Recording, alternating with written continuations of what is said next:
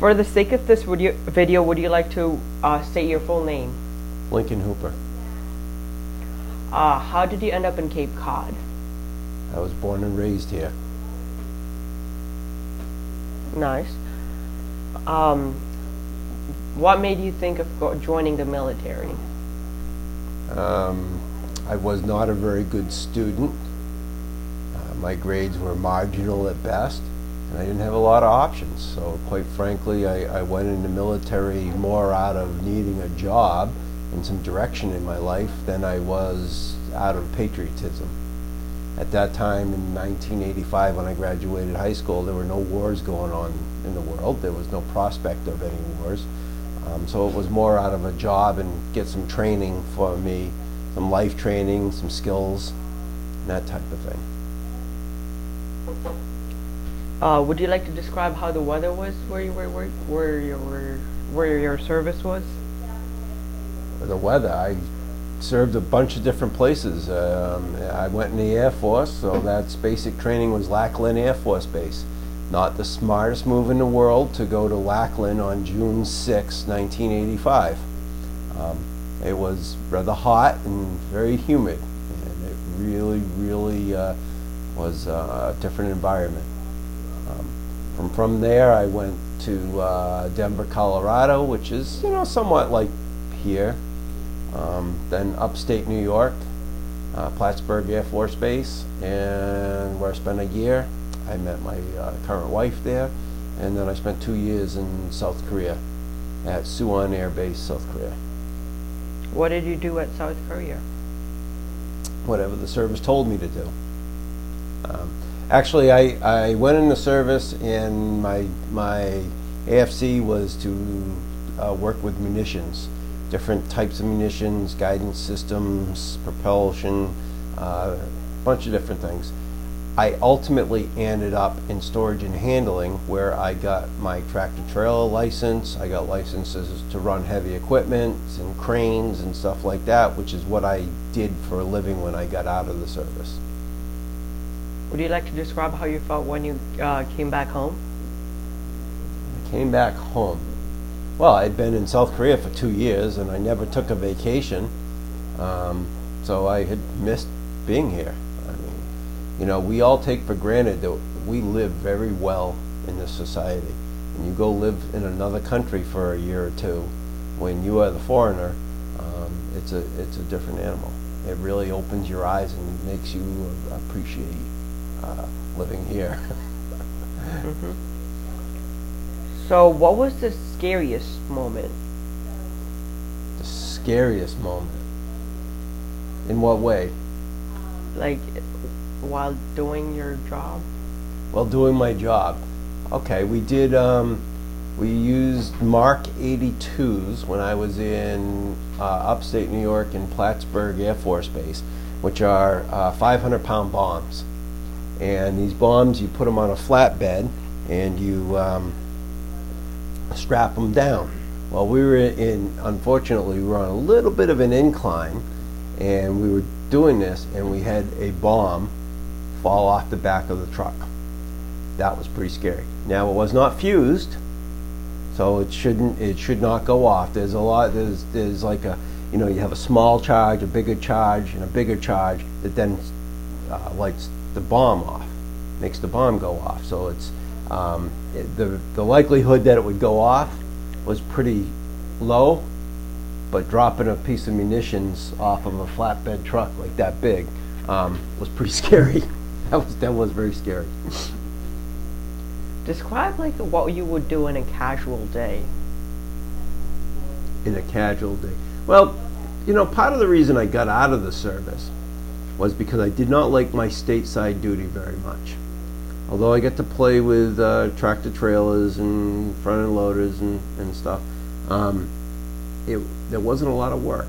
It was more hanging out and playing AC/DC or pool or darts like that, and then rush, because some general was going to be visiting and paint the grass green type of thing. When I went overseas, we went from, so I would say in an average day stateside, if I worked 2 or 3 hours in a day, actually 2 or 3 hours of labor, that was probably average. When I went overseas, we worked 10-hour days, and when I say worked, I mean we worked 10-hour days. You worked hard, you played hard, and what I really missed the most is the camaraderie that you develop under those circumstances. I felt none of it when I was stationed stateside, because everybody at the end of the day would scatter and go to their lives. Overseas, there was nowhere to go. I was a big Korean base, but it was a small American base with about 900 Americans deployed there for the A-10 Warhogs. And yeah, there we worked hard and we played hard, but it felt like family more than it just you know, everybody scattering at the end of the day. So you said you played pool and stuff like that. Like, how would you describe the friendship in Air Force? Well, not much of it, you know, overseas is a whole different animal, and I liked my time overseas, even though it was exponentially harder. Harder at work, it was harder because you have no family, it was harder on a number of levels. And there was no Americans to go and socialize with other than the people you worked with. So it kind of brought people closer together, and you had that camaraderie. So yeah, I learned to play a lot. I played a lot of pool, a lot of darts. Yeah, that was it. I also played a fair amount of basketball when I was in the service too, to stay busy.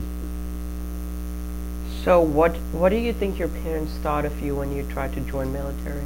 They didn't think much of it, even though my father had served in the Navy himself. Neither of my parents would sign me up. So when I turned 18, halfway through my senior year in high school, I went and signed up delayed enlistment, and neither one of them approved. But I didn't ask their permission.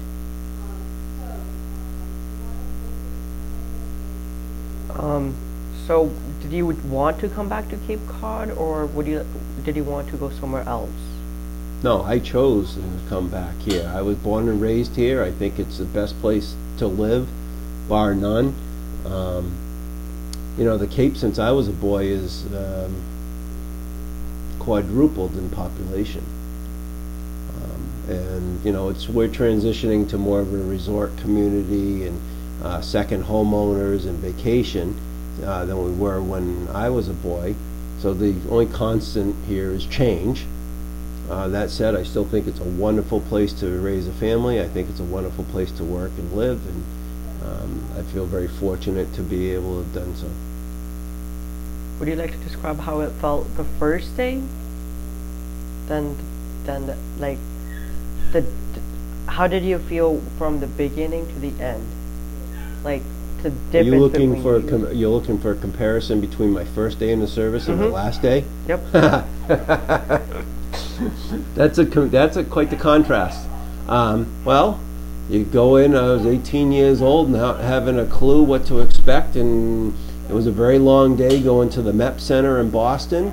And they stick you on a plane. You fly down to Lackland Air Force Base. You get off, and they take everything you came with and strip you of your identity and shave your head and issue you everything from underwear to your uniforms, and I was a shock. That basic training comes off as a shock to one system.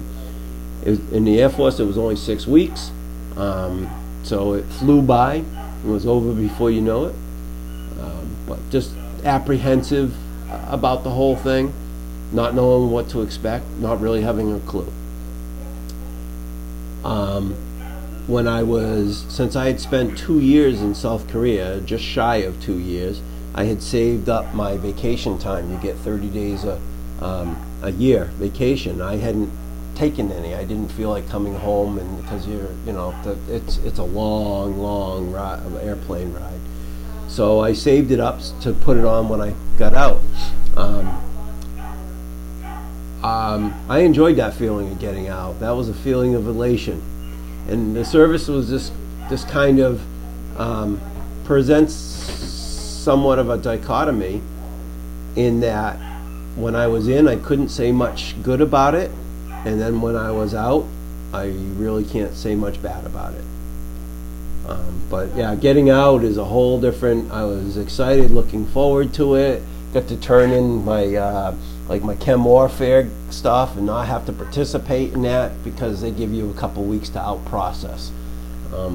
Yeah, I remember being short. You call it being short, and I was short and enjoyed that very much. Plus, I had got my wife Mary and I had met when I was stationed in upstate New York, and then I got orders to go over overseas. I lived over there for about 4 or 5 months, and I spent $600 buying a plane ticket, which $600 was a lot of money when I'm making like $5 an hour or something back then.